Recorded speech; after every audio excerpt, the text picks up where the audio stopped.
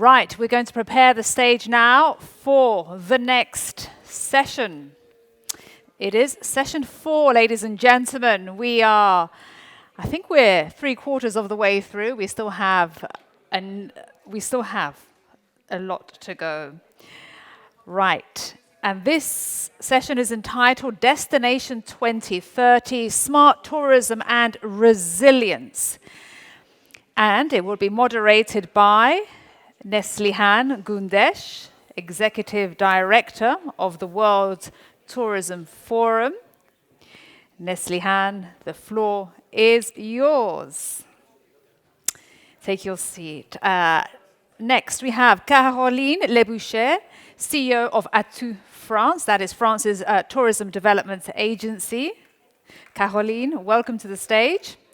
Marian Muro, CEO of Barcelona Tourism, welcome to you. Bienvenida. And Patrick Bontinck, CEO of Visit Brussels, welcome to you too. Well, this is your home. We're the ones visiting. And Ali Rafat is the CEO of SKIFT and joins us live from New York via Zoom. It is great that we can still do hybrid sessions. Welcome. There we are. He's in New York joining us. All right, ladies and gentlemen, enjoy session 4. Over to you, Neslihan. Thank you, Maria.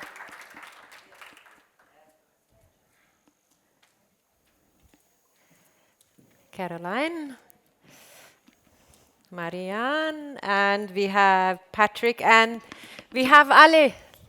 Thank you for joining us, Ali, from New York. Thank you for having me. Thank you very much for all of you. It's a huge honor having all of you here today. Especially we have few of our speakers who traveled from outside Brussels. We would like to thank you, and also to Ali that he's joining us from New York online. Our session today will be session 4, and we will be talking about destinations and the smart tourism and what is the development and what kind of places we have. First of all, I would like to thank again Caroline, Marian, and Patrick. And I would like to start with how Europe will be dealing with the destinations. So I want to start with my first question with what is the needed to better promote travel as adapt endemic COVID-19? Has the perception of the travel changed? And I can start with you, Patrick, and we carry on from there. Hello, good afternoon, everyone. First of all, thank you to be here in Brussels, and welcome to all of you, which is make travel to come to our cities today. Of course, I think we have to work, especially in the future, for a better type of tourism. We have talked about over-tourism, but what we have to work is also the quality of service that we delivered. For us, tourism is an important part of the economy. There is some type of tourism which is bringing a lot of jobs in our countries, other one which is bringing less job. And I think that we really need to focus on those type of business because our citizens is expecting a tourism that help them grow also. That means that bring job to our people, and we have to have a good balance between the two, attracting people but attracting the good business to give jobs to our population, and I think this is key for the future.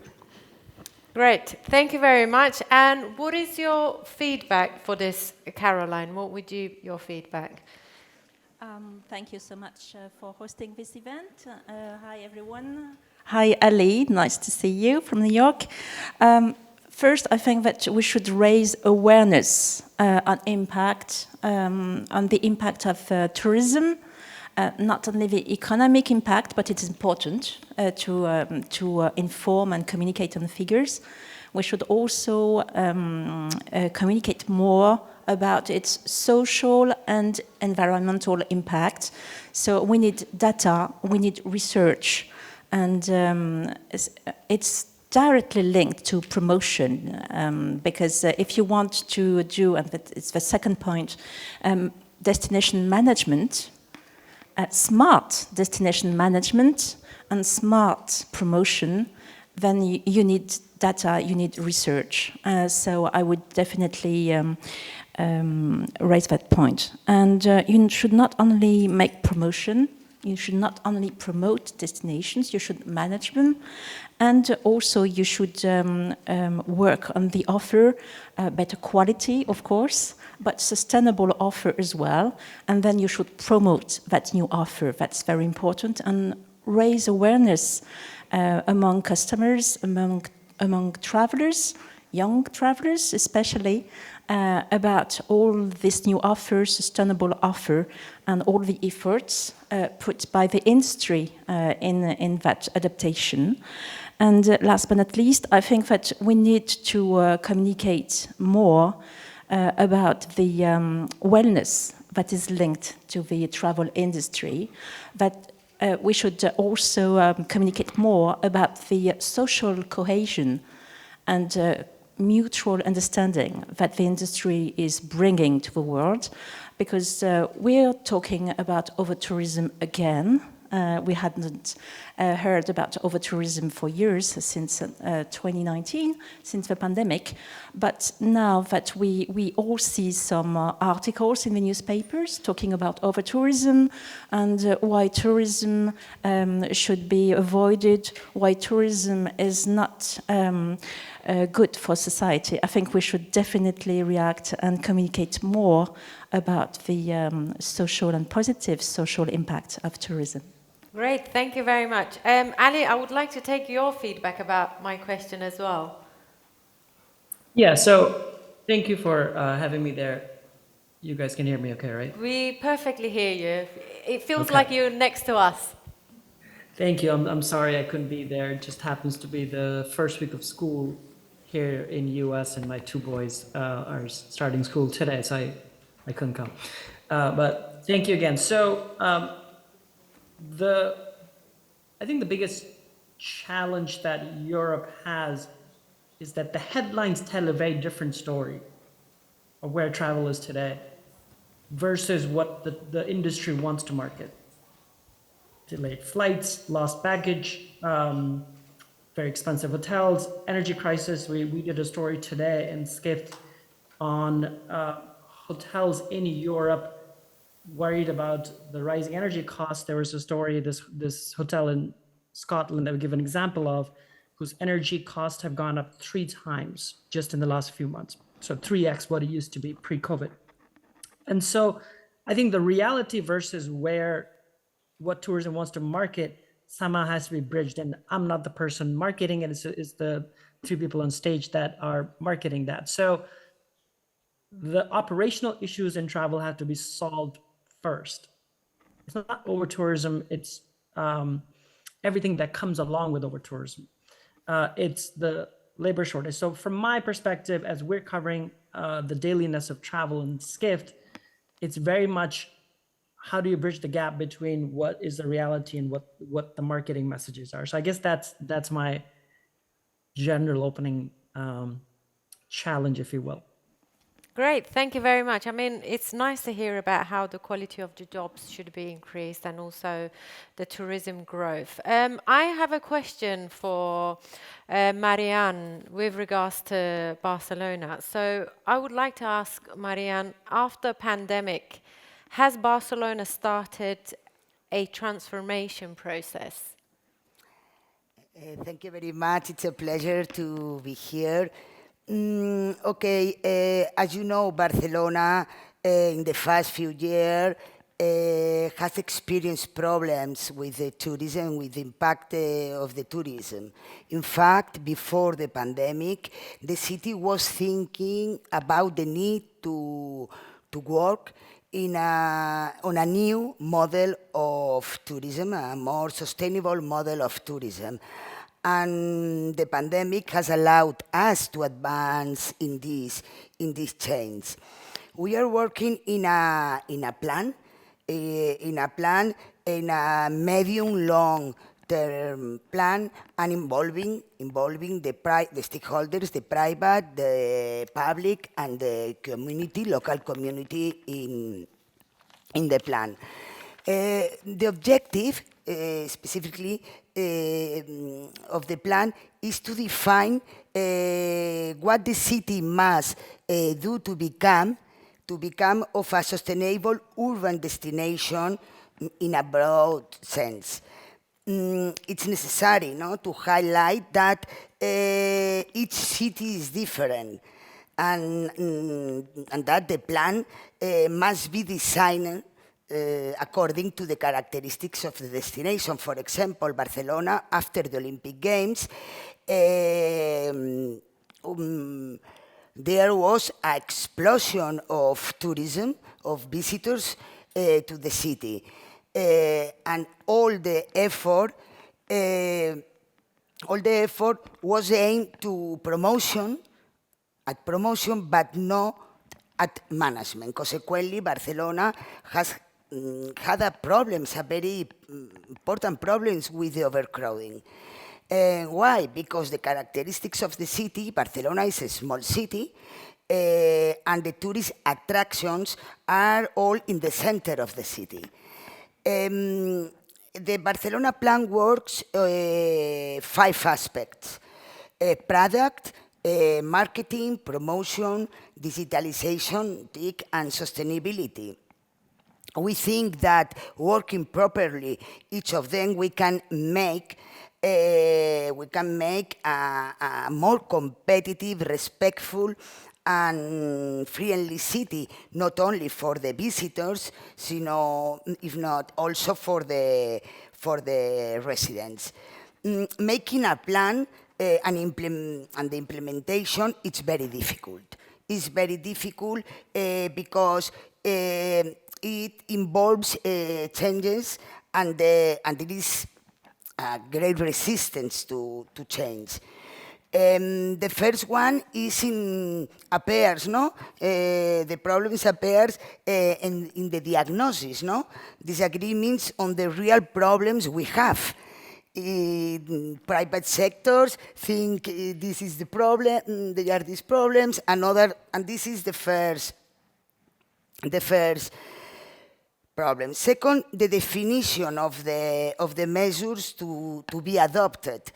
We all take about sustainability, as long as we do not have to sacrifice, change our business model, or invest. And this is really, it is incredible, but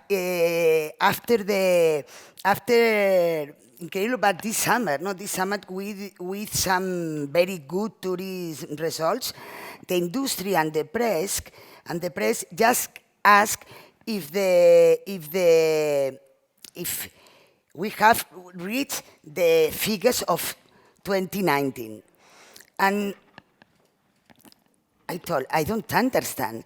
The objective is not have the same figures of 2019. The objective is change. It's better for Barcelona to have fewer tourists. In 2019, Barcelona had 18 million of tourists, I think more or less, as Paris, I don't know.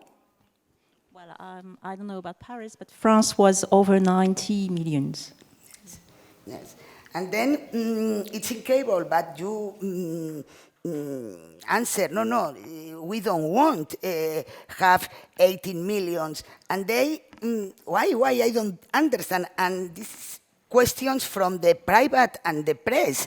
And then I think, I don't understand.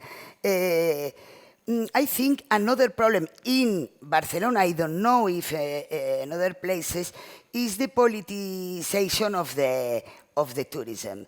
In Barcelona, tourism is at the center of the debate, and this is a problem, no?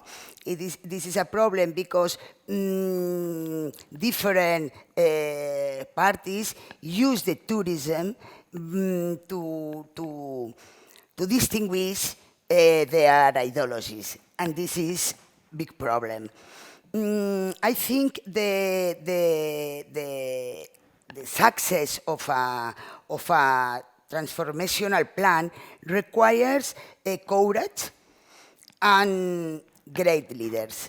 And I don't know if we have in Europe and in different countries leaders with these characteristics. Great. Thank you very much. I mean, I wanted to ask you my next question, but you already covered everything there. And it's great to hear how you could able to apply the new model during COVID period. I would like to now ask a question with regards to surveys around. So the recent surveys revealed that 69% of the travelers are increasingly looking to visit lesser known destination in 2021, and 55% are interested in carbon negative travel. As a traveler demands and the expectation shifts, what are the new trends the sector should be aware and prepare for? And I would like to start this question with Patrick, yourself, and I would like to hear your feedback. I think we need to be clear that we have tourism before COVID and tourism after COVID. Many things have changed, not only in the tourism behavior, but also in global population. I mean, when we see the big change of work and life balance, a lot of change, maybe many people have decided to take more time for their life, but that means also more time for tourism, but maybe also more time for different type of tourism, and more time for tourism closer from them, us. Long haul travel is still not come back to our countries. Then we are all focusing on closer tourism, which is quite better in terms of sustainability. But that means also that we have to deliver the kind of travel that is more sustainable. And when I see the price, comparing flight and train for the moment, there is a big questions. How is it possible that the train is sometimes 3 times, 4 times more expensive than a flight ticket? That means also that we promote sustainable tourism, but we cannot offer the travel possibilities to travel sustainability to our tourism, even close tourists. That's for me a key issue for the future, because if we want to improve those type of tourism, we also have to improve the connection in a sustainable connections. That's the first one. I think also that we have told earlier today how the European Commission has helped to improve the way you are going to the airport, online checking, really easy. And I was been 4 days ago to Berlin, and I come out from my house. It was really easy. Nobody asked me any paper. Everything was done online. When I arrived at the hotel, people just asked me to fill in a police form, asked me to give the credit card. And when I have to check out, I still have to go to the reception to pay the bill. I mean, I think that we have to deliver the full experiences. And there is a lot to help SME, PME to invest in those type of technology also, because we have to offer the full experience, not only at the airport, but also for taking the train to go to the hotel, that we don't have to fill in all those forms.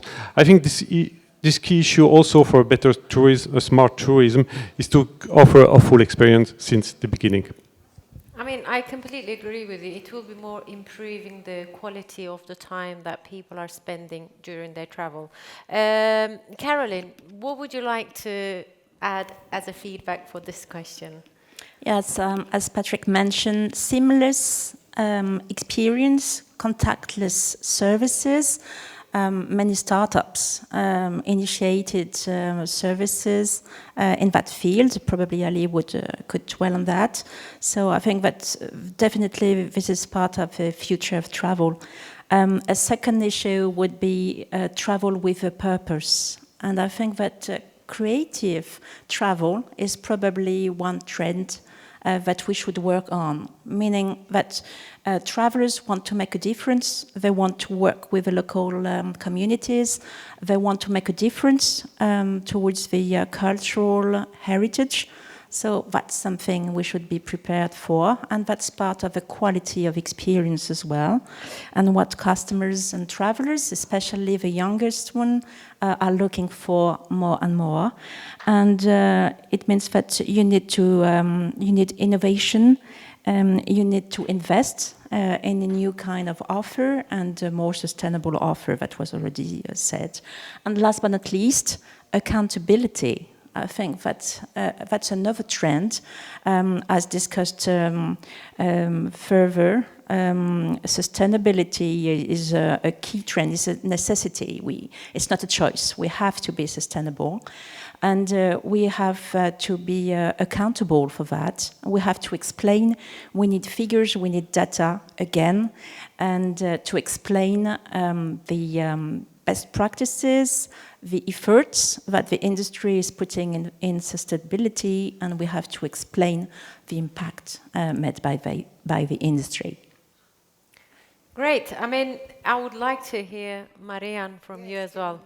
Regarding the trends, we are analyzing a lot after the pandemic.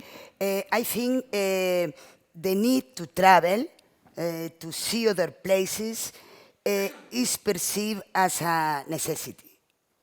So I'm sure this has been clearly seen.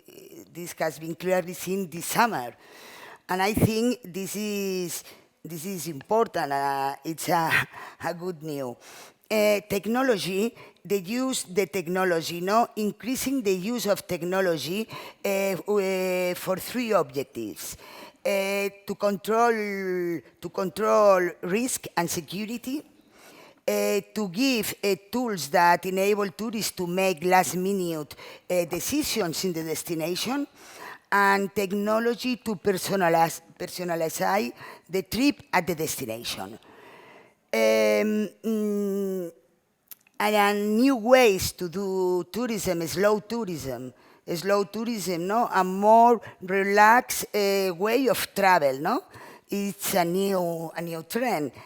And green tourists.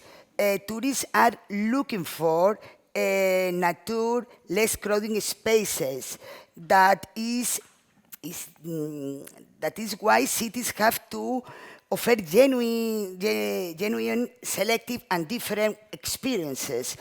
And we are working for the reason we are working with the greater Barcelona area, because let us to offer to the visitor a diversity of products around the nature, the wine experiences, mountains, and allow us to expand tourism on the outskirts. And this is important. More trends. Travelers are demanding greater flexibility in booking. And the political cancellations. Travelers also will demand greater social and environmental responsibility from the tourist companies. And we have to prepare for this demand. And I think a clear trend is the taste for local versus the global, and the authentic versus the artificial. And this is, I think, we can see in our visitors. And finally, I think it's important to speak about regenerative tourism, that the tourist contributes to the destination they visit, that the visitor money has a greater impact on the visiting society. Great, thank you very much. Ali, I would like to hear from you as well. What is the ideas that you could add for new trends, and your feedback for this question, please? Yeah, well, very good overview from all the three speakers there already. So one of the things that we've been covering, what I call the great merging. I wrote this long essay, I think must have been 5, 6 months ago at this point, where the hypothesis is how we live, work, and travel have merged into each other, Yeah. a lot of it. And this is obviously true for a certain set of people. This is not true for the whole world. This is true for creative class like us, that we're living and working from anywhere. Our whole company, SKIFT, went virtual. We're now a totally remote company. People live anywhere. People have moved out of cities, et cetera, et cetera. All these trends are playing out. What does that mean for the travel industry in terms of how they package, how they market, how travel gets sold, how it gets consumed? And so I think that's one of the biggest changes that have happened. And it used to be that there was a term called leisure, which I hate the term, but if you know, it's a mix of business and leisure. At this point, how can every trip not be leisure? Meaning every trip that you're doing is a mix of work and business. How can it not be? I mean, I'm sure the participants at your conference, all of you are obviously there for the conference, but also probably many of you are staying over for a couple of days, and vice versa as well. So that's one of the biggest changes that we're seeing. I think the second biggest thing that I think is very important that has come out of the pandemic is the resurgence in domestic travel. I think what Patrick was calling localization, maybe calling localization. Domestic travel has always been there. This is how travel got started. And the boom in domestic travel in every country, Caroline can talk about how domestic travel really saved France in so many ways. When she and I talked for the first time, I think last year, early in there was still early in the pandemic, she was saying that really saved France in many ways because people came out in big droves. How do we not lose that? Because one, domestic travel supports so many small and medium businesses. Two, the effect on environment is a lower footprint, obviously, as well. Three, the dispersal that happens outside of the big cities is very much built into domestic travel. So I think some of those are some of the trends that we're looking at. Caroline was mentioning contactless payments. Payments, I think, is one of probably the biggest tech innovation happening right now, all across. This is not just in travel. This I'm talking in general in tech today. FinTech is obviously the biggest source of innovation coming in tech these days. And so much of it is yet to come in travel. But when we talk about seamless travel, almost all of it is based on people being able to pay seamlessly. And hopefully a lot of these innovations are coming. We're obviously covering on SKIFT as well. Great, thank you very much. I mean, we heard lots of new ideas and lots of new things, and I mean, it's great how the smart tourism will be taking over in next, I'll say, 8 to 10 years. I would like to now move on to destinations must have a clear commitment and take a holistic approach to become resilient and competitive. To achieve this, what do governments need to do? And I would like to start this with Caroline. Okay, so I can share what was done in France by the French government under the impulse of French President Emmanuel Macron, and so there were many consultations, and I think that first thing is very important, that governments should cooperate with all stakeholders to work on a shared diagnosis, and then on a common roadmap with a very clear ambition. And that's what we got in France with a very clear roadmap, Destination France 2030 plan, and with an ambition. It's very clear. We should be a leading destination in terms of sustainable tourism by then.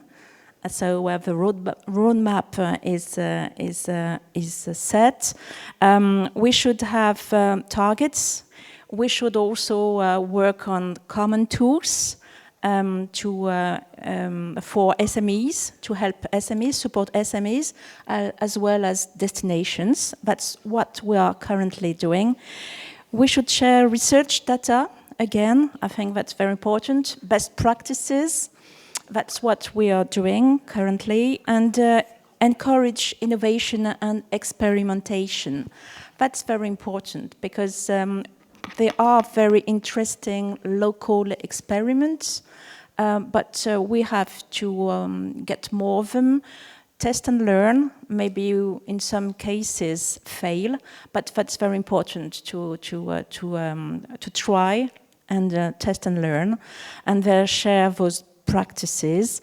And again, I think that it's very important, as said by Gloria earlier on, that we have some tools and platforms, some areas or common forums where we can share those tools and best practices. So currently we're working on those tools and working on a sustainable dashboard regarding ESG in French tourism. So a lot to be done.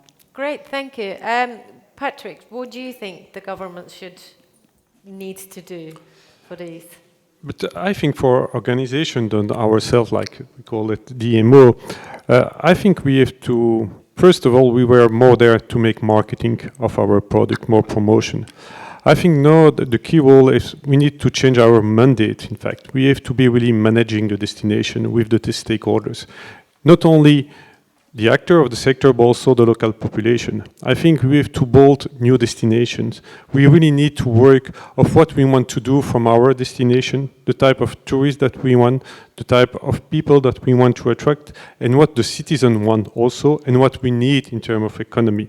That means that the mandate that is given to the DMO is to be changed. We don't need to be only a marketing destination promotion, but we really need to organize, to effort to set up the product which is convenient for the city, for the tourism, and of course for the economy of the country.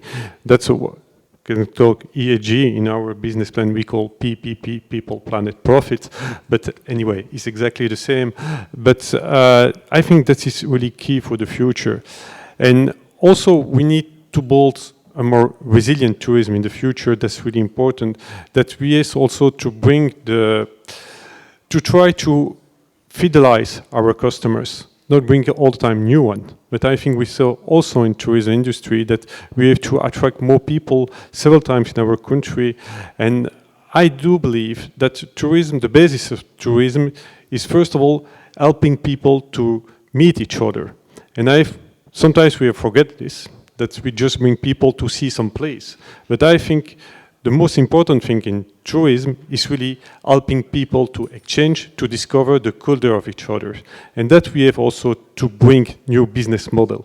Or we help tourists to meet the local population, or we help them to exchange, not only to see beautiful exhibition or beautiful museum, but really meet the other in their culture. I think it's really important for the long term, also from the planet, helping to know each other. Great, thank you very much. And Ali, what is your feedback about this? What government should do?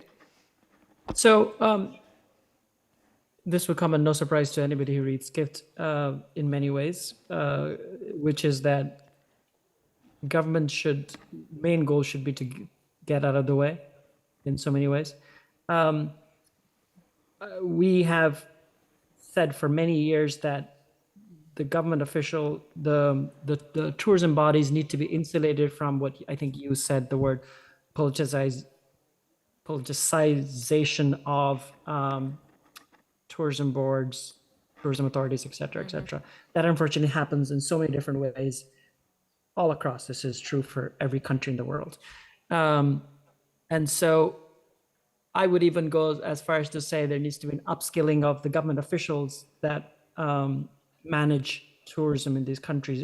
There's a need for more private sector folks to come into tourism. It's beginning to happen in some countries. I've seen this trend happen in tourism boards. For instance, the head of tourism at Morocco right now is somebody who comes from private sector, somebody in Saudi who comes from the private sector. These are good examples of private sector coming in and running government initiatives in travel. I think that's one of the big trends I hope continues to happen. And I'll stop there.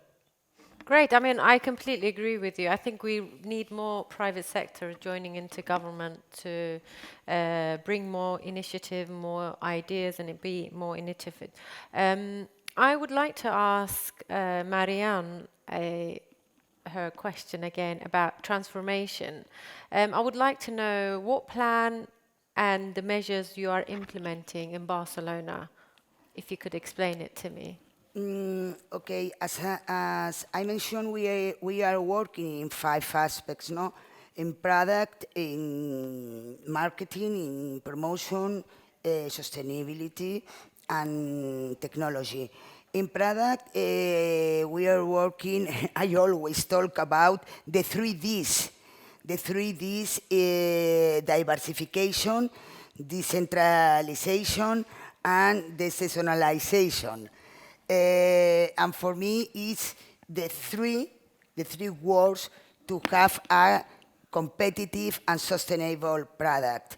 This means offering a variety of experience to the visitor according to our resources and interest and involvement of the local community. And highlighting our traditions and that which differentiates us from the others. It's important to create new experiences and products that we can to offer year-round experience, such as music festivals, sports competitions, and cultural celebrations. And it's very important for the deseasonalization, the position of the city in the congresses and conventions, because the position of in the MICE segment contributes a lot in the help a lot in the deseasonalization. Marketing, we change a lot. We are developing intelligent micro-segmented marketing that it's allowing us to target the tourists who we are interested in most. Barcelona only runs specific campaigns, aim very specific target groups. If the company is about gastronomy, okay, but we target a food-loving audience. In promotion, more or less the same. Regarding the promotion of Barcelona, we are currently only promoting ourselves in the markets we are interested in. We cannot promote Barcelona in all over the world. So we do it in those countries and those profiles that we are interested in. Sustainability, we are specifically working on over-tourism, air quality and environmental improvement, and from the perspective of social sustainability, improving working conditions. Over-tourism for us, has been a problem, and we have designed a lot of actions, agreements with the guides to reduce the impact the groups in the specific areas. Technology, we have created a new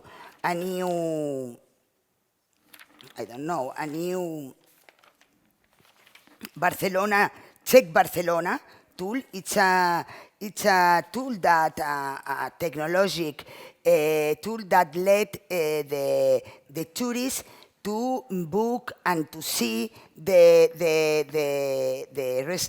all the resources, the tourist resources of Barcelona, and manage the booking and all the situation of the resources. And we have, I think, 100 of actions in this matter.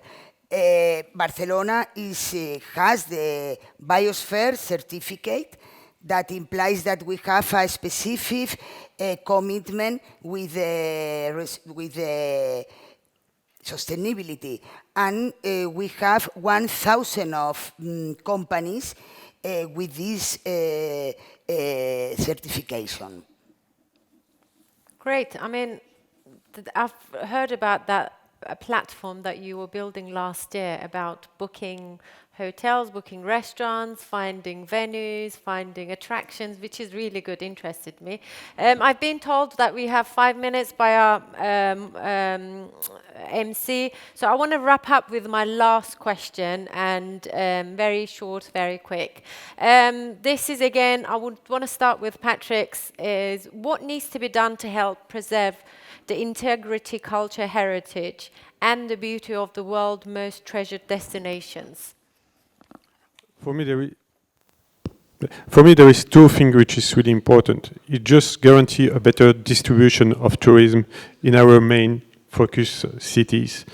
We cannot bring all the people in the center of the city. We really need to build a new investment outside the center to just have a better distribution of tourism. That is key, I think, to preserve. The other one, that's for the moment, only 20% of the collection of the museum are digitalized. I think we need to help them to improve the number of digitalized collection that is more accessible to everyone, to have a better digitization of the collection in the museum. That's the second thing that we can really do quite easily to preserve this heritage. Great, thank you very much. What about you, Caroline? So 4 letters, PPPG. So the first P would be for people, not very original. It means education, training, raising awareness about that cultural heritage. Second P would be for profit. Most of the time you need money to renovate. So it means sometimes inventing a new business model. And that's what we did with a number of cultural sites and monuments in France, with a specific engineering program, working together with local destinations and private investors all together to have those new business models. And the third P would be the planet. It means sometimes regulating flows of tourism, putting quotas. For instance, Marseille, in the south of France, they have those very famous calanques by seaside, and they've introduced quota. There might be other solutions, of course, but this is a very important element. And the last, but at least, is governance. I could have put it as cooperation, but it means all working together, both public and private sector. Great, thank you very much. And I would like to hear from you as well, Ali. Yeah, I think having the high price is actually not a bad thing. And you would be surprised how much of a dampening effect and regulating effect that has. And so, if anything, travel getting more expensive is not necessarily a bad thing in terms of regulating people. I think that's probably one of the biggest things. And I think this has been said many times on stage today. The cooperation that was completely missing over COVID between public and the private sector, this is not just in tourism, this is across the world in all possible ways. Unless that happens, there's absolutely zero hope. So the coordination between public and private sector is the most important thing to regulate everything. So really, I would say those are the two things.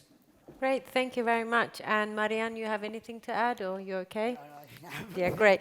I would like to thank you, all of you, Caroline, Marian, Patrick, and Ale, joining us from New York, and to our audience as well. Thank you very much.